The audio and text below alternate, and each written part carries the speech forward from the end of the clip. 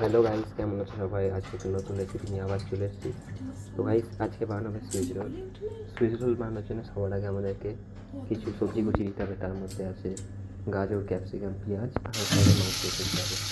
তো ফার্স্টে গরম তেলে এগুলো সব আমরা ভেজে নেবো ভালো করে। এমনভাবে ভাজতে হবে যাতে কাঁচালেস না থাকে, একদম ভালো করে সেদ্ধ থাকে জিনিসটা। তো তার জন্য আগে থেকে তেল গরম করে রাখা হয়েছিল। এবারে আস্তে আস্তে সব সবজিগুলোকে দিয়ে দেওয়া হলো। তো দেন এর সাথে মশলাটা বানানোর জন্য আমাদেরকে কিছু আদাগুলো কনটেন্ট দিতে হবে। তো ফার্স্টে আদাটাকে ভালো করে কুচিয়ে দিয়ে দিচ্ছিলাম, যেমন কি এখানে আপনারা দেখতে পাচ্ছেন। দেখুন, এরকম দেখতে লাগবে জিনিসটা। তেলটা ভালো করে এর সাথে ব্লেন্ড হয়ে গেছে। এবার মশলাটা কিছুক্ষণ কষিয়ে নেওয়ার পরে এবার এর সাথে আরও কিছু মশলা অ্যাড করছে, যার মধ্যে হলুদ, কাঁচা লঙ্কা আর গুঁড়ো আছে, জিরে গুঁড়ো। এবার আপনারা দেখতে পাচ্ছেন এখানে ভালো করে মশলাটা কষিয়ে নেওয়া হয়েছে। ভালো করে কষিয়ে নেওয়ার পরে এখানে লঙ্কা অ্যাড করে দেওয়া হলো স্বাদ অনুযায়ী। আপনারা যেমন খুশি লঙ্কা দিতে পারেন।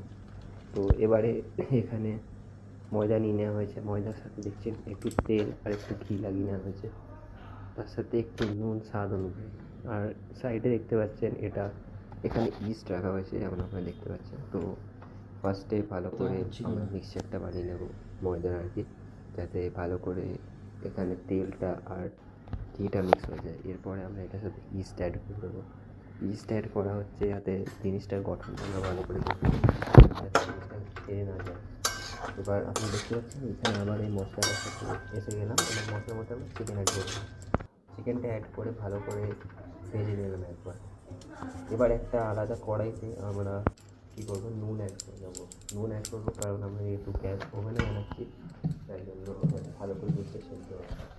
তো এবার লেচি বানিয়ে নেওয়ার পরে আমরা কী করবো, লেচিটা ভালো করে গোল করে দেবো।